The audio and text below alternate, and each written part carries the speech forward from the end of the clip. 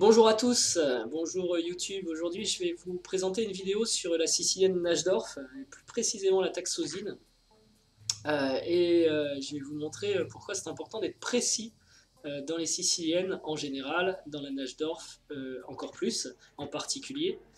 C'est une partie que j'ai jouée hier soir dans le tournoi interne du club contre Philippe. Euh, donc je peux annoncer déjà tout de suite que je ne gagnerai pas le tournoi du club. Ça, c'est une certitude maintenant. Il restait mathématiquement des chances, mais là, par contre, ça n'est plus possible du tout. Donc, bon, ben voilà, première année dans ce club et je ne gagnerai pas le tournoi interne. Bon, c'est pas grave, j'essaierai de faire mieux l'année prochaine. En attendant, j'ai appris quelque chose euh, que je savais déjà du reste, que vous savez tous aussi, c'est que il faut faire très attention à l'ordre de coups dans les ouvertures. Il faut être très précis et principalement donc dans la sicilienne. Pourquoi? Puisque la sicilienne, enfin la défense sicilienne caractérisée par E4, C5, c'est une ouverture qui vise, qui est très ambitieuse en fait. Une défense très ambitieuse, c'est la plus populaire. Si vous regardez les stats sur le web, c'est la défense la plus jouée contre un E4.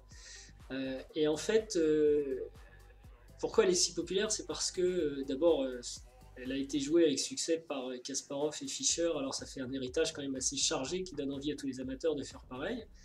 Euh, donc deux grands champions du monde mythiques qui ont employé cette défense avec succès.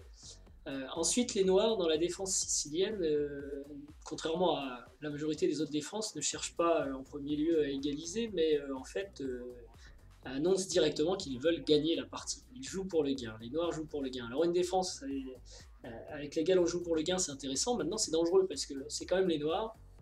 Donc on a au moins un demi-temps de retard, on est toujours en réponse. Et donc la position est vraiment sur le fil. C'est très tendu et ça commence dès le premier coup effectivement avec un premier déséquilibre proposé à l'occupation du centre par les blancs sur E4 au coup C5 qui conteste la case des 4 et qui attaque un petit peu sur le flanc plutôt l'adversaire et non pas en frontal. Voilà. Donc cette ouverture est tendue et je vais vous montrer la miniature, c'est assez court, d'hier qui montre comme dans cette défense, il est important donc d'être précis. Donc il s'agit d'une Najdorf, alors les coups constitutifs de la Najdorf, je ne vais pas non plus détailler toute l'ouverture.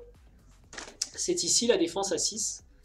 Euh, Clairement, on est dans la plus grande variante de la sicilienne, la plus populaire aussi, la plus tactique, celle qui donne lieu à des. Enfin, toutes les siciliennes de toute façon donnent lieu à des ouvertures, enfin à des parties assez dynamiques.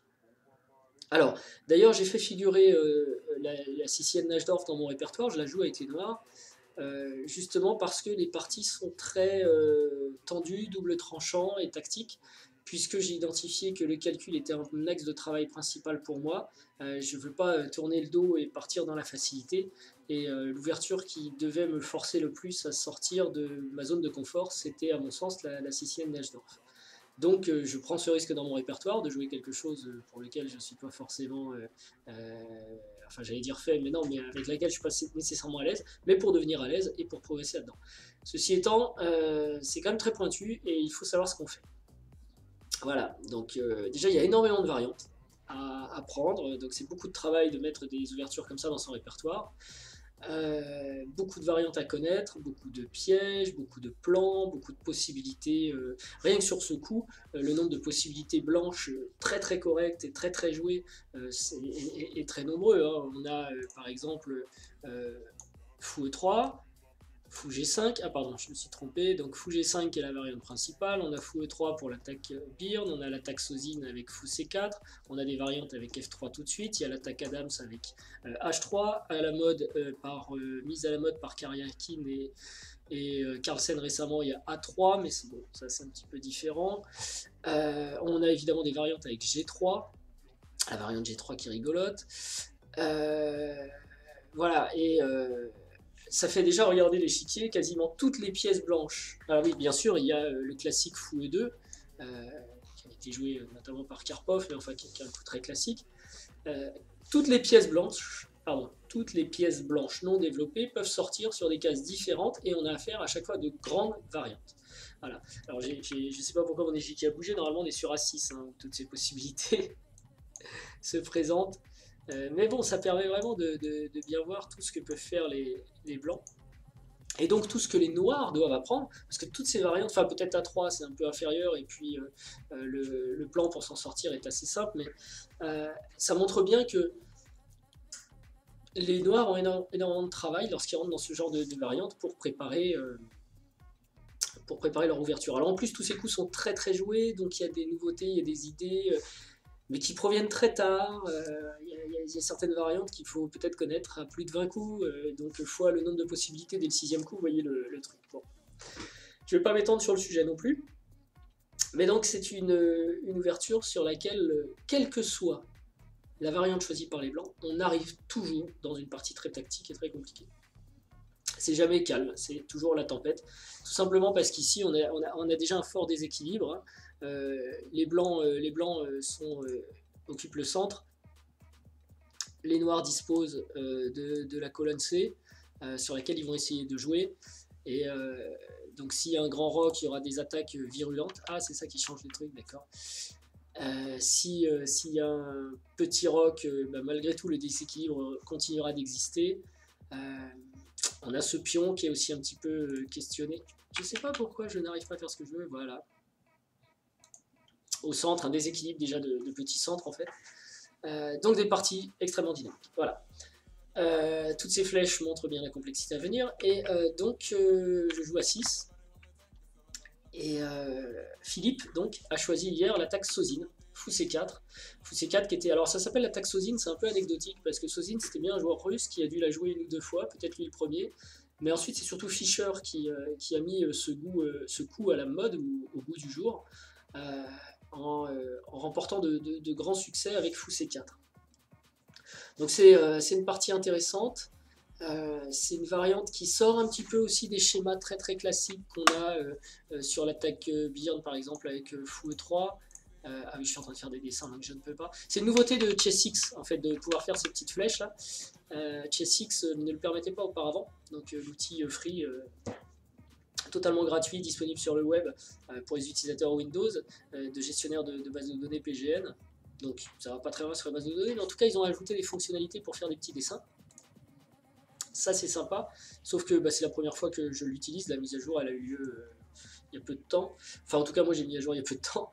Et donc forcément avec les flèches je rame un petit peu parce que j'ai pas l'habitude, c'est un peu moins intuitif que sur les chess. Mais bon ça va venir, est-ce que j'arrive à l'effacer comme ça? Ah non, j'y arrive pas. Bon, donc Fou C4 intéressant qui tape directement sur le point F7. Donc là les noirs ont tout intérêt à être très prudents. Donc E6 qui calme un petit peu les velléités du fou C4. Voilà. Le coup théorique ici, c'est quand même de reculer le fou en B3. Hein, c'est plus prudent parce que sinon il peut être soumis très vite à l'attaque avec gain de temps de Dame C7, de B5. B5 qui est embêtant parce que ensuite c'est suivi par B4. Hein, lorsque le fou est ici. Si on pousse, est-ce que j'ai réussi à faire B5, le fou doit reculer et on doit ensuite pousser B4.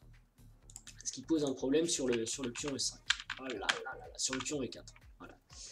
Ok, bon, tout ça c'est très théorique, ça a été joué des centaines de milliers de fois même. Donc il n'y a pas grand chose à en dire. Les noirs poussent B5. Donc pour gagner de l'espace à l'aile dame, pour offrir une belle case à leur fou B7, enfin fou C8, fou B7. Et également pourquoi pas menacer à l'occasion un petit B4 qui est en fait une menace à peine déguisée contre le pion E4. Voilà. Jusque là on est encore sur des choses tout à fait classiques. Et ici Philippe a joué Dame F3, ce qui m'a un petit peu surpris. Parce que ce n'est pas la variante principale. Voilà. Alors, Dame F3, c'est pas la variante principale. La variante principale, en fait, c'est Petit Roc. Les noirs jouent Fou E7. Les blancs jouent bien dame F3 parce qu'on remarque quand même que cette diagonale présente certains attraits, n'est-ce pas? Je vais pas y arriver hein, avec mes petites flèches, faut peut-être que je me résigne à pas le faire. C'est comme ça, oui. Et si je repasse, ça l'efface? Non. Il me semblait pourtant que j'avais réussi à l'effacer tout à l'heure, peut-être en sens inverse, non, ça va faire une flèche dans l'autre sens. Ok, j'insiste pas. Il y a une petite case pour effacer, mais je trouve pas ça beau. Donc la dame vient se placer sur cette diagonale, ce qui est intéressant, mais elle a aussi une autre perspective en venant sur G3 et pour attaquer le pion G7 par exemple, le roc, combiné avec le fou H6, ça peut aller très vite aussi. Donc c'est une case plutôt active. Les noirs, comme dans la sicilienne, jouent avec le feu, ignorent un peu le danger et jouent dame C7. L'idée de dame C7, c'est que si les blancs se précipitent pour jouer E5, il y a fou B7 en intermédiaire qui vient attaquer la dame, et ensuite les noirs peuvent se séparer de leur pion D6, qui est un petit peu leur pion faible, hein, vu qu'il se trouve sur la colonne D. Donc l'idée de dame C7, c'est de jouer fou B7. Donc pour éviter ce schéma, les blancs tentent de gagner du temps en jouant dame G3, qui attaque directement le pion G7. Et là, en fait, les noirs peuvent ignorer en jouant cavalier C6. Ils menacent le cavalier D4 qui n'est pas défendu. Okay. Surtout, ce serait une erreur de faire... on va arrêter les flèches, on peut le faire. Ce serait une erreur de jouer dame prend ici, puisqu'après tour G8, on a dame H6 qui est forcé et le cavalier qui est perdu. Voilà. Donc les blancs ne peuvent tout de même pas se jeter sur le pion G7 et sont obligés de régler leur problème de cavalier C6. Donc ce qu'ils font en général, c'est la grande variante, ils vont prendre en C6. Dame prend C6 qui crée maintenant une menace sur le pion E4, puisqu'il y a ici deux attaquants sur le pion E4 et un seul défenseur. Ok. Donc dans la grande variante, les blancs jouent tour E1 pour défendre ce pion E4. Donc maintenant E4 est défendu, la dame peut à nouveau s'intéresser à G7. Et les noirs jouent fou B7, qui renouvelle en quelque sorte la menace, parce que là, si dame prend G7, on aurait peut-être du tour G8, dame H6, et on a par exemple B4 qui vient repousser le cavalier. Alors je vais le faire parce que sinon c'est peut-être un peu loin, mais si dame prend tour G8, dame H6 est quasiment forcé, et B4 vient repousser le cavalier qui, bon je dis peut-être une bêtise, va venir se placer là. Et maintenant on peut prendre le pion avec une menace très très forte sur le pion G2. Il doit même y avoir du tour G2 échec et une découverte de cavalier qui fait mat très rapidement. Donc la position est très dangereuse si les blancs viennent chercher ici G7. Donc en général il existe, enfin il y a plusieurs possibilités. Toujours est-il que c'est cette variante que je voulais vous montrer, on arrive à cette position. Voilà, ça c'est la variante dite principale. Donc au lieu de jouer dame F3 comme l'a fait Philippe, les blancs jouent généralement petit roc suivi de fou S7, dame F3, etc. La variante qu'on vient de regarder. Voilà. Donc Philippe a joué dame F3, ça m'a un petit peu gêné parce que je me suis dit ok, on sort de la grande variante avec petit roc. Normalement sur petit roc, donc je vous l'ai dit, la réponse c'est fou E7 pour roquer aussi de notre côté, hein, pas prendre de retard. Mais là, il m'a semblé plus important de parer la menace E5, qui est possible tout de suite puisque la dame vient d'arriver en F3, avec dame C7. Voilà. L'idée ici, c'est tout simplement que en cas de E5, j'aurai fou B7, en intermédiaire comme on l'a vu dans d'autres variantes. Ok, donc Philippe a choisi de roquer, donc je me suis dit, ah super, on revient exactement dans la grande variante, je peux jouer fou E7. On est exactement dans la variante que je vous ai montré tout à l'heure avec interversion de coup. Normalement c'était petit roc, fou E7, dame F3, dame C7, et là on a joué dans l'ordre inverse, dame F3 avant petit roc, Ok. Fou E7. Jusqu'ici, il n'y a pas changement, il n'y a pas péril dans la demeure. Et à nouveau, Philippe intervertit en jouant tour E1. Et là, ça m'a quand même un petit peu titillé, ça m'a gêné. Parce que je me suis dit, normalement, c'est Dame G3. Normalement, c'est Dame G3, cavalier C6. Qu'on a vu tout à l'heure, en fait, ça revient tout simplement à jouer... pardon, il faut que j'enlève ce truc, je vais pas y arriver. Ça revient à jouer Dame... Ouais, s'il avait joué au contraire Dame G3, si j'arrive à le jouer... Attendez. Voilà, Philippe joue tour E1. Alors que la variante principale, en fait, c'est Dame G3, cavalier C6, cavalier prend C6, Dame prend C6, tour E1 et fou B7. Celle qu'on a vue tout à l'heure, elle était à nouveau possible ici. Mais il n'a pas joué Dame G3, il a joué tour E1. Alors un petit tour sur les statistiques ici, parce que c'est quand même rare. Et là, je ne sais pas ce que vous avez vu, moi j'ai pas vu grand chose. Voilà, ça c'est le site 365 Chess Opening avec des stats sur les ouvertures, enfin 365 Chess, la partie Opening.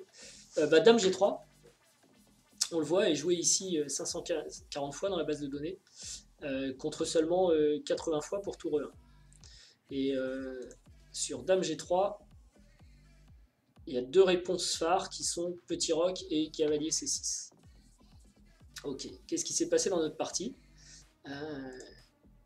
Il n'y a pas eu donc de Dame G3 de jouer, mais de tour E1. C'est ça que j'ai entré à côté. Non, donc sur tour E1, qui est le coup le plus rare, c'est Petit Roc d'abord et Cavalier C6 beaucoup plus rare. Donc ici, j'aurais dû jouer effectivement Petit Roc, c'était possible. C'était possible. Ceci étant, ça me plaisait pas trop parce que Petit Roc, Dame G3, bon, je peux jouer B4 pour repousser le cavalier en A4 par exemple, et donc essayer de faire monter la pression sur le pion E4, mais j'y suis pas encore, hein, parce que contre le cavalier, il n'y a que la tour. Par ailleurs, il y a la menace fou H6 qui va m'obliger à faire cavalier H5, fou E3, peut-être cavalier F6 revient, ou alors cavalier E8. Bon, c'est un peu thématique aussi, mais c'est pas super génial. Et je me suis dit, puisque dans la variante principale, on rock lorsque la dame arrive en G3, enfin même un peu après que la dame soit en G3, mais en tout cas la dame est en G3 quand les noirs rock, eh bien j'attendrai que la dame soit en G3 pour rocker. Et c'est une erreur du coup, parce que j'ai pas été précis. J'aurais dû bien concevoir la différence dans cette position entre la position de la dame en F3 ou en G3, avec le tour E1 qui a été intercalé en fait. Comme la dame est toujours sur cette diagonale, on a quand même de gros risques ici, et il faut être très vigilant. Donc Petit Roc était possible pour mettre le roi à l'abri, parce qu'on va voir, il est quand même exposé après tour E1 aussi, ça pouvait être un coup logique, hein. On met une tour face au roi, il faut se réveiller, là ça peut être aussi une menace, donc jouer Petit Roc, c'est quand même une sécurité ici. Et je ne l'ai pas fait parce que donc j'ai voulu, si vous voulez, à cet endroit-là, j'étais en quelque sorte out of book, mais d'un demi-coup. Voilà, Monsieur Philippe a joué tour E1 au lieu de jouer Dame G3, et sur ce demi-coup de différence, je me suis dit qu'il n'y avait pas beaucoup de conséquences, et qu'au contraire, même le fait qu'il n'y ait pas d'attaque sur G7 en immédiat me permet peut-être de gagner du temps en attaquant le cavalier D4, qui lui n'est plus, il faut quand même le noter, défendu depuis que la dame s'est sauvée en F3. Et donc j'ai joué cavalier C6. Et cavalier C6, c'est le début d'un enchaînement que je n'avais pas prévu en fait. Cavalier C6. Cavalier C6, donc avec sa tour E1 et le petit thème qu'il a en tête, Philippe joue E5, qui n'est pas forcément encore un coup extraordinaire d'ailleurs, mais c'est un bon coup, en tout cas actif, qui fait envie. Parce que on a envie d'aller ouvrir sur le roi, d'aller attaquer, de profiter du clouage du cavalier qui vient d'arriver. Mais il aurait pu jouer également cavalier prend C6. Alors cavalier prend C6, dame prend C6, donc on attaque le pion, on se développe, et dame G3, qui retombe en fait dans la variante principale. C'est ce qu'il aurait pu faire, et c'était le meilleur, puisque cette variante est légèrement favorable au blanc. Très légèrement, mais légèrement. Au lieu de ça, donc il pousse 5, qui est un coup un peu inférieur, parce qu'il y a une variante sympa pour les noirs. Et donc, moi j'étais depuis le début dans mon schéma d'ouverture, là c'est la première fois dans la partie que je joue un coup. Et en fait, je vais jouer un seul coup de toute la partie, celui-ci. Enfin, peut-être cavalier C6 aussi avant, donc c'est le deuxième coup. Allez, j'ai fait 2 coups dans cette partie. Et là, je vais vraiment me tromper. Alors, je ne sais pas ce que vous joueriez dans cette position. J'avais prévu que 5 arriverait, j'avais ma réponse en tête et j'étais plutôt confiant. Puisque je tirais justement parti du fait que la dame était restée en F3. Mon idée, en fait, c'était de jouer fou B7. Et de me dire, sur fou B7, si par exemple E prend F6, je peux prendre le cavalier avec gain de temps parce que j'attaque la dame.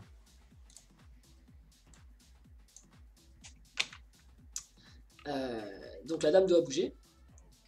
Et ensuite, je reprends le pion avec le fou, donc j'ai récupéré en fait un pion. J'ai un cavalier qui est bien installé, j'ai un super développement, j'ai un gros avantage. Donc ça, c'était la première variante avec E prend F6 sur fou B7. L'autre possibilité, c'était cavalier, alors pardon, fou B7, cavalier prend C6.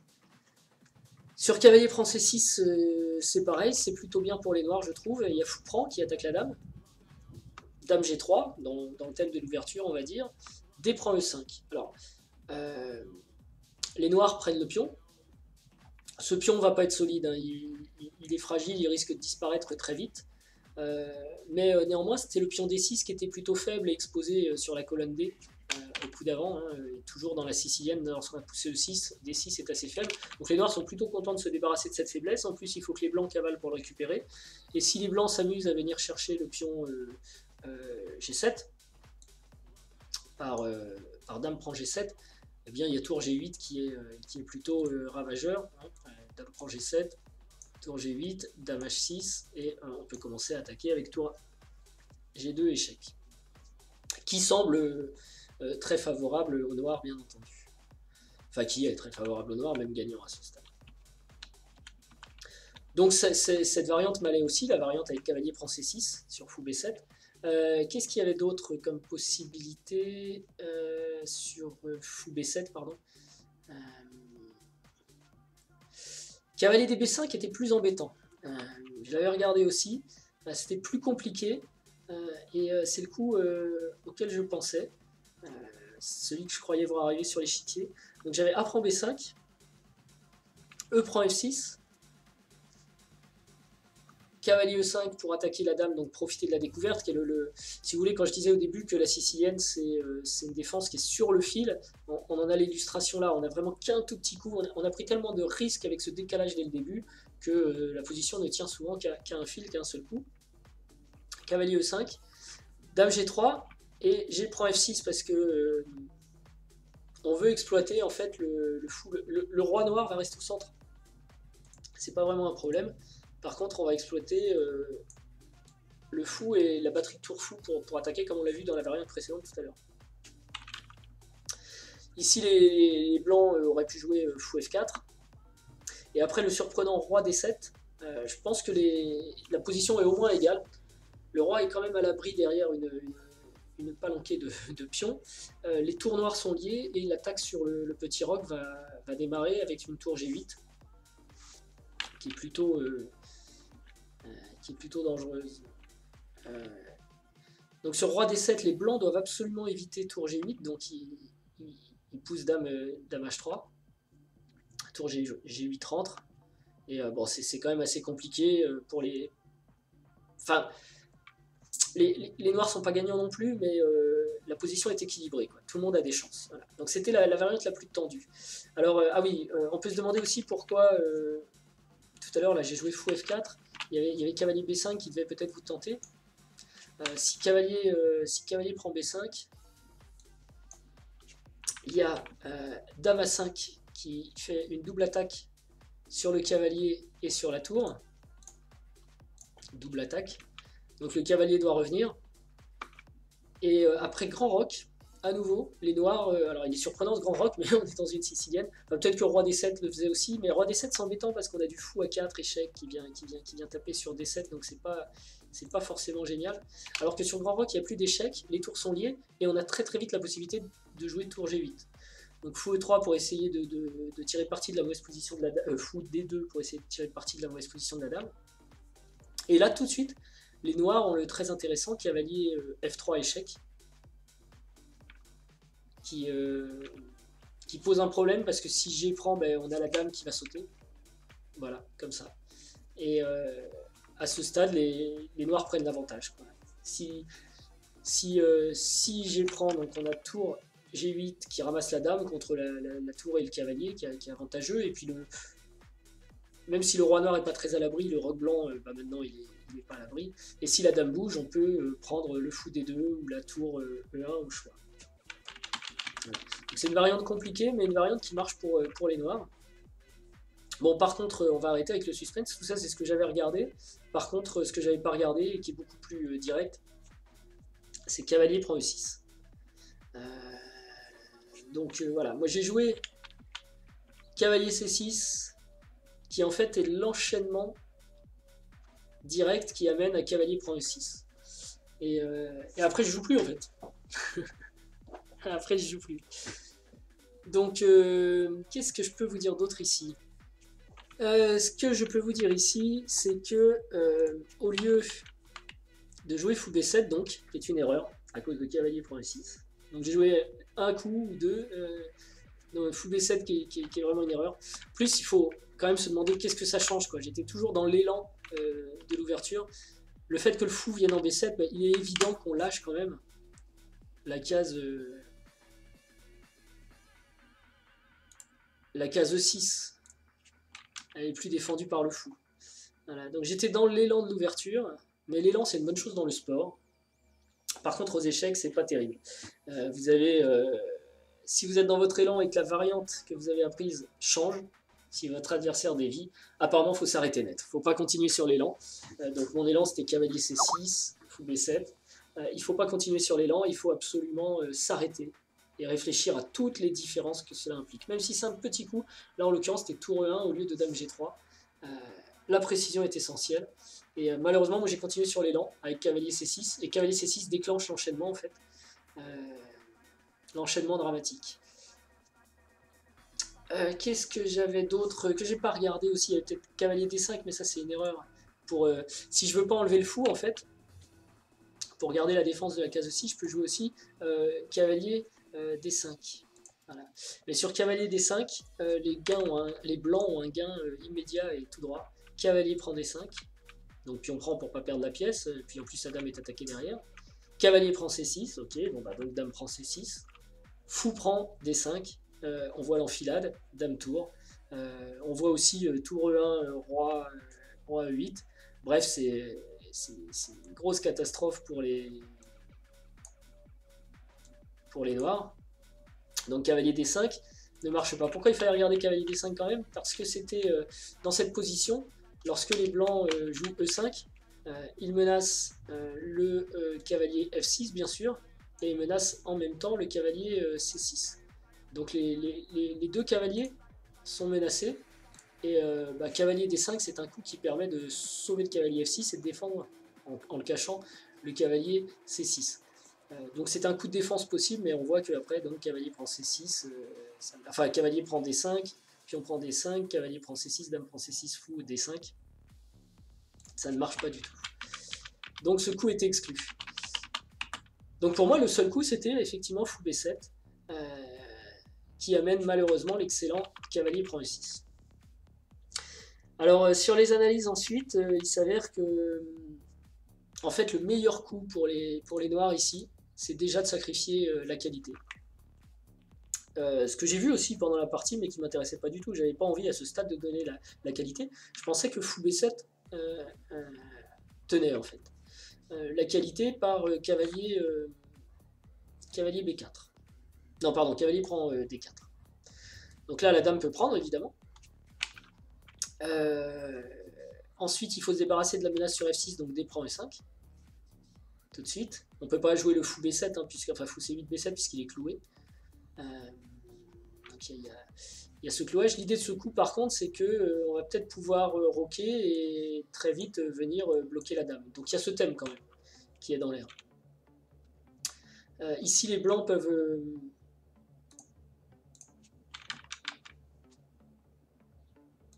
Pardon, ici les blancs peuvent sauver leur dame en fait en jouant fou G5. L'idée c'est que les cavaliers noirs, c'est assez amusant ça, les cavaliers noirs bloquent toutes les cases de fuite de la dame.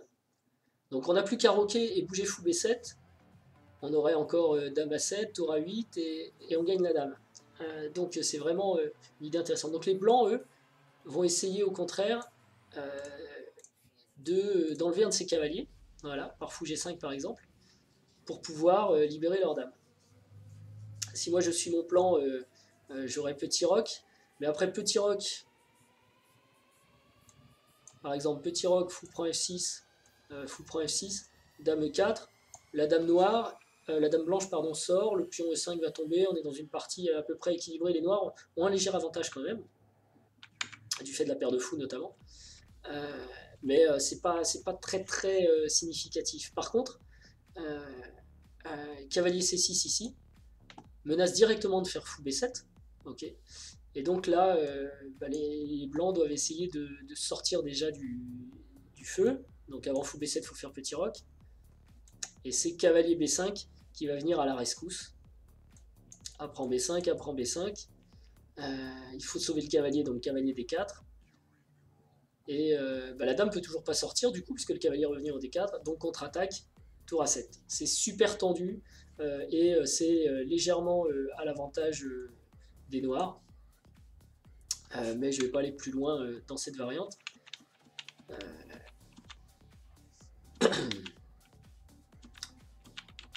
Parce que moi, pendant la partie, je me suis dit, cavalier prend D4, dame prend A8.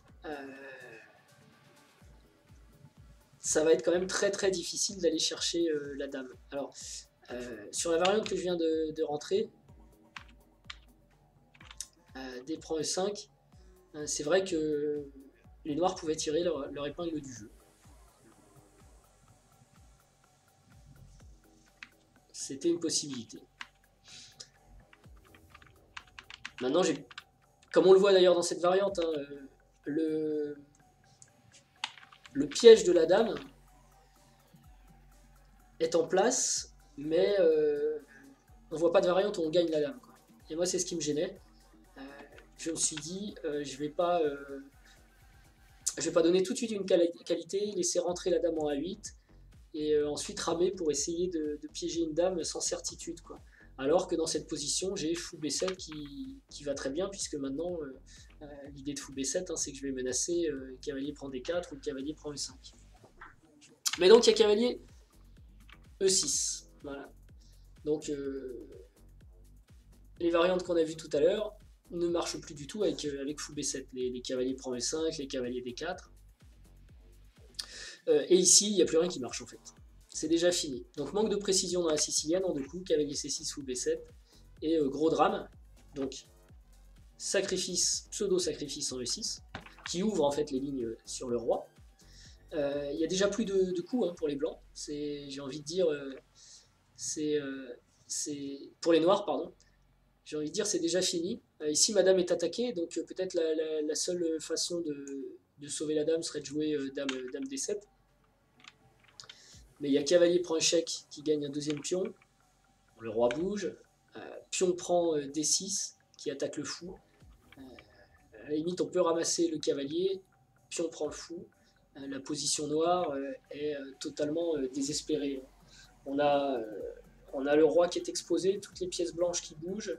On va avoir du dame G4 échec, du dame G3 échec.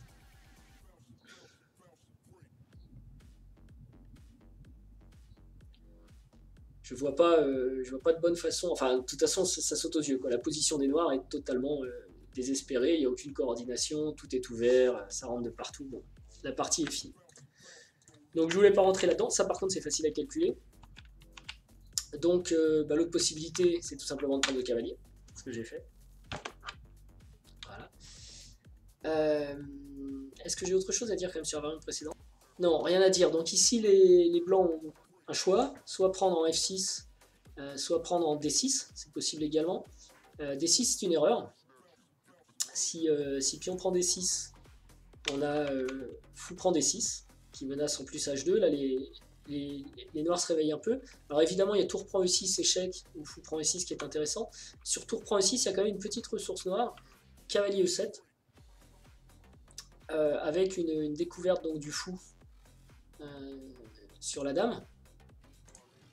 On voit ici. Il faut que la dame bouge, et en plus il faut qu'elle bouge en H3 parce qu'il y a aussi fou prend H2 hein, qui menace. Là tout de suite les noirs reprennent un tout petit peu de poil de la bête, si j'ose dire, avec quelques possibilités. Et il y a fou C8 qui vient compléter le dispositif et peut-être récupérer une qualité. Alors les noirs sont un peu mieux parce qu'ils vont finalement récupérer du matériel, mais honnêtement, c'est quand même une position difficile pour eux, parce que le roi est bloqué au centre, et ça va être difficile de progresser. Mais bon, s'ils arrivent à échanger les dames, par exemple, fou prend E6, dame prend E6, faut voir d'ailleurs, hein, parce que là, bon là c'est au blanc de jouer, donc il faut proposer un coup pour les blancs, je sais pas, peut-être fou G5, alors on va arrêter avec les flèches. Fou G5, fou prend E6, si dame prend E6, on va parer le mat quand même avec tour F8 par exemple, et ensuite on va essayer de jouer dame D7. Et je pense que là les noirs vont être ok, les noirs vont être gagnants. Ils ont une bonne qualité, enfin ils ont une qualité, ils ont même mieux que ça si on regarde là, il y a une tour qui est passée à l'as contre deux pions, contre un pion. Deux pions, c'est ça. Donc les noirs ici doivent gagner. Donc évidemment, la variante E prend F6 est meilleure que E prend D6. E prend D6, on l'a vu, ça allait très vite. Grâce à cavalier E7 qui sauve un peu le coup pour les blancs. Ils sont un peu moches ces flèches quand même. Donc Philippe a bien joué, il a choisi... alors lui par contre il a bien joué, il a joué tous les bons coups après, hein, ça déroule bien. Il a joué tous les coups les plus forts. Donc E prend F6. Ici j'ai le choix entre cavalier D4, G prend F6 ou fou prend F6. Parce que mon fou est attaqué. Donc cavalier D4 j'ai pas mal regardé. Bon c'est une petite utilisation de la découverte. Malheureusement il y a un coup qui va bien, c'est dame échec. Donc j'ai le fou E7 qui est en prise quand même, donc je peux pas laisser la dame comme ça, je peux pas bouger le roi, il faut d'abord que je repousse la dame. Et dame H4 qui défend le pion F6. Et j'ai arrêté là mes variantes, en me disant, c'est pas trop l'endroit où j'ai envie d'aller avec les blancs, avec les noirs, pardon, puisque évidemment j'ai encore E6 qui va tomber, je dois m'occuper de ce fou. Bon, c'est pas... ça se présente mal, quoi, hein, ça a l'air fermé. Il va y avoir F4 qui va suivre aussi pour repousser mon cavalier une fois que le pion va être tombé. Donc, même tout de suite d'ailleurs, parce que ça peut être assez fort. Donc là, je me suis dit, bon, ça c'est perdu pour les noirs. Enfin, de toute façon, là, les carottes sont un peu cuites. Donc, je vais tenter fou prend F6. Je sais pas, j'ai... Au titre des... Non, il n'y a pas d'autres possibilités vraiment. Fou prend F6, ok. Donc là, l'idée de fou prend F6 aussi... Non, il y avait cavalier E5 qui marchait pas. Il y avait G prend F6 qui m'a pas plu beaucoup non plus. Alors cette fois pas à cause de dame H5, mais à cause de tour prend E6 directement. Il y a cavalier D4 qui est une pseudo fourchette qui marche pas. Dame H5.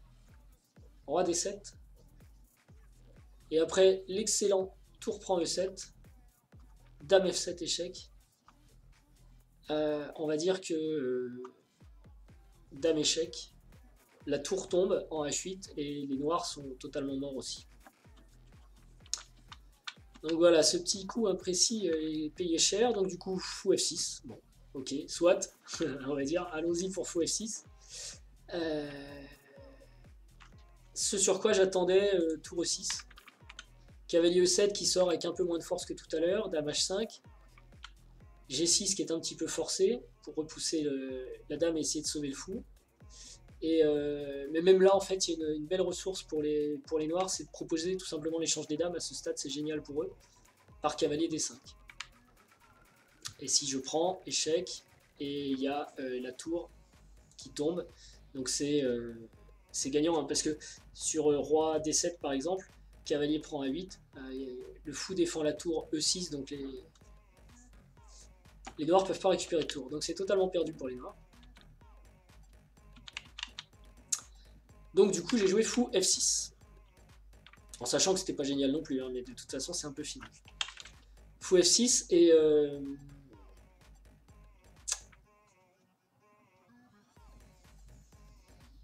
donc il y avait tour E6, je l'ai dit, et Philippe lui a choisi cavalier D5, qui est un super bon coup. C'est encore le meilleur coup d'ailleurs, je sais pas ce qu'en pense l'ordinateur, voilà, cavalier D5 c'est le meilleur coup, qui tire parti de la position malheureuse du roi au centre avec le clouage. Voilà, donc il est impossible de prendre le cavalier. Et maintenant on a une double attaque sur la dame et sur le fou. Ça commence à être compliqué, ça commence à être totalement impossible à tenir. Donc ici il y avait en gros trois possibilités. Il faut bouger la dame en fait, ou la donner. Donc la donner c'est une bonne possibilité, c'est celle que va préférer l'ordinateur quasiment. Enfin non, il préfère pas pour l'instant. On a donc la possibilité de jouer. Alors, on va faire un peu de ménage avec les flèches.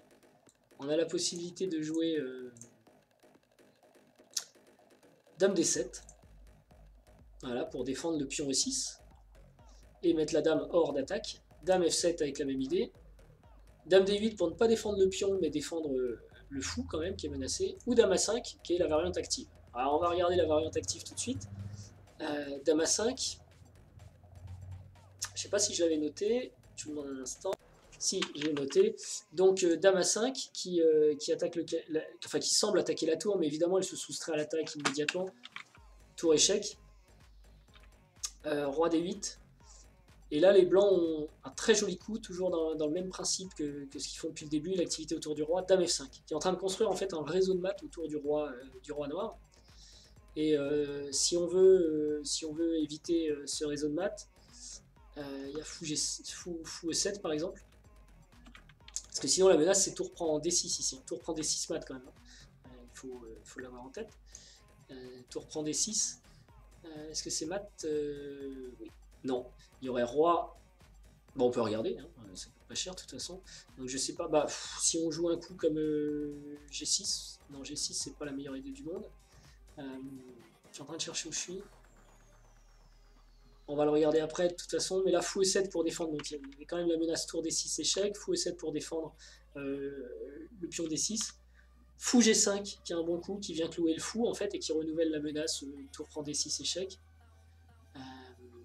Et donc ici, bon, le fameux mat, si on veut regarder, G6 qui attaque la dame par exemple, hein, il y a tour prend D6 échec, roi E8, cavalier C7 échec.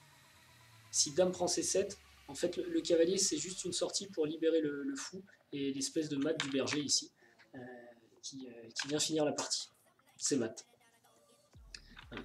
Donc c'est ça la menace. Donc la seule façon de l'éviter c'est en fait de jouer dame C7. Mais ça fait forcément pas super plaisir. Dame C7. Cavalier prend et la partie est totalement gagnée pour les noirs. Voilà. Pour les blancs, j'ai du mal à le dire. Voilà. Donc si on revient à notre position sur cavalier D5, on vient de voir que dame A5, le coup actif est à proscrire.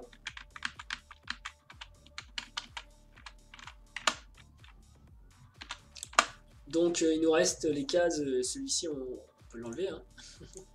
Il nous reste les cases proches du roi. Donc je sais pas si on va peut-être pas toutes les regarder, de toute façon c'est assez évident que ça tient pas. On peut regarder laquelle je vais choisir au hasard. Dame D7. Sur Dame D7, on a tour prend E6, cavalier E7 pour parer l'échec, cavalier prend F6 échec, puis on prend F6, Dame prend F6, menace la tour en H8, menace de prendre en D6, avec ensuite Dame F7 mat, bref, c'est sans espoir aussi. Dame D8, c'est la troisième possibilité, Dame D8. Enfin, ouais, si, c'est la troisième. Dame D8, on a aussi tour échec, bien sûr. Roi D7. Et Dame G4, qui vient poser une grosse question au roi, c'est où tu vas maintenant? Parce qu'au coup suivant, il y a une découverte de tour.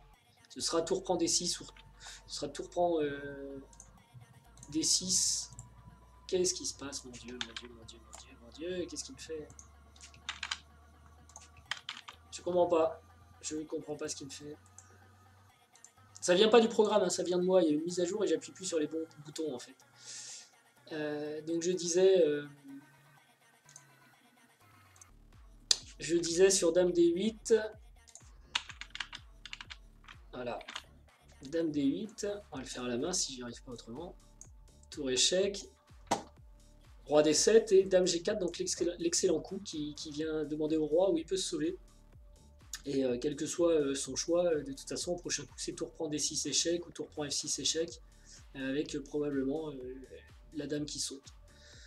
Donc, voyant ce genre de choses, j'ai opté pour la quatrième possibilité qui est Dame F7. Sachant que, voilà, là je voulais abandonner, hein, c'est déjà fini en fait. J'ai pas pu jouer, c'est ça qui est amusant dans cette partie, c'est que j'ai pas pu jouer. Une fois, enfin, j'ai joué avec l'élan cavalier C6. Et quand j'ai joué, je me suis trompé, j'ai joué fou B7 au lieu de donner la qualité, comme on a vu tout à l'heure, mais bon, ça, c'est pas quelque chose que j'avais envie de faire. Donc, après, c'est l'enchaînement, on peut plus faire grand-chose. Donc, cavalier prend F6, échec. A noter qu'il y avait aussi un tour E6 ici qui est possible. Hein. Dame prend, cavalier, échec, récupère la dame. Et une position gagnante. Mais... le coup choisi par Philippe est encore meilleur. Tour échec pardon. Cavalier F6, échec. Je vais y arriver. Hein. Cavalier F6, échec. Voilà. Donc sur cavalier F6, c'est bien. On a pas beaucoup de possibilités. Puis on prend. Parce que si dame prend, vous avez tour E6, échec qui gagne la dame. Ok. Donc pion prend. Et ici, Philippe va jouer quand même tour prend E6. Alors après tour prend E6, donc il y a dame prend E6 qui est sûrement la meilleure chose à faire, mais donc on avoue qu'on a perdu, on arrête tout, hein. De toute façon c'est fini. Sinon, si on veut pas, on peut jouer roi F8. Tour prend, la dame est gagnée. A noter que l'ordinateur nous annonce en plus un mat en 7 derrière, mais c'est normal, il n'y a plus rien. Il n'y a plus de pièces. Si on veut jouer roi D8, ça va pas se passer beaucoup mieux. Tour échec et la dame est perdue à cause du fou. Ok. Et on peut jouer cavalier E7 pour parer l'échec, mais cette fois c'est plus aussi puissant qu'avant parce que la dame a changé de camp, elle est passée à l'ouest. Et donc ici on peut avoir du dame prend B7 qui menace la tour, qui menace le fou. Il va y avoir du fou H6 et du tour E1 derrière. Donc c'est la cata.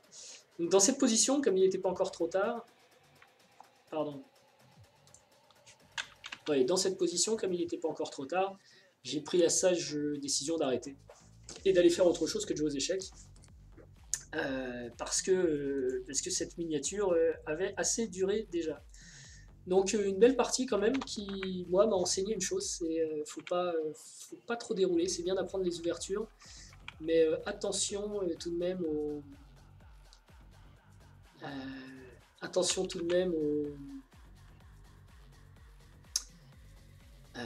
aux coups mécaniques. Notamment ici, dame F3 c'est un changement, j'aurais peut-être dû, c'est une alerte. Alors dame C7 ça va, c'est un bon coup, il n'y a pas de problème. Et sur petit roc, fou E7, tour E1, voilà, là j'aurais vraiment dû me dire mais pourquoi cette dame va pas en G3 et qu'est-ce que ça change? Qu'est-ce que ça change? Et ça change que 5 est évidemment beaucoup plus fort. Cavalier C6, coup jouable mais à condition qu'on soit prêt à sacrifier la tour déjà parce que ça devient un enchaînement forcé. Enfin à sacrifier la tour. Oui, à laisser la qualité pour avoir plus de jeu au centre. Donc ici fou B7 par exemple ou petit roc. était finalement la variante la plus tranquille pour les noirs. Mettre le roi à l'abri lorsque la tour vient en face. Voilà. Donc cavalier C6, qui engage en fait les noirs à entrer dans une variante compliquée, E5. Donc là, le meilleur coup, c'était cavalier D4, on l'a vu, avec tentative d'enfermement de la dame. Mais fou B7, ça c'est grosse erreur. Et après, c'est fini. Hein, cavalier prend le cavalier, fou reprend. Cavalier D5, un très bon coup qui tire parti du clouage.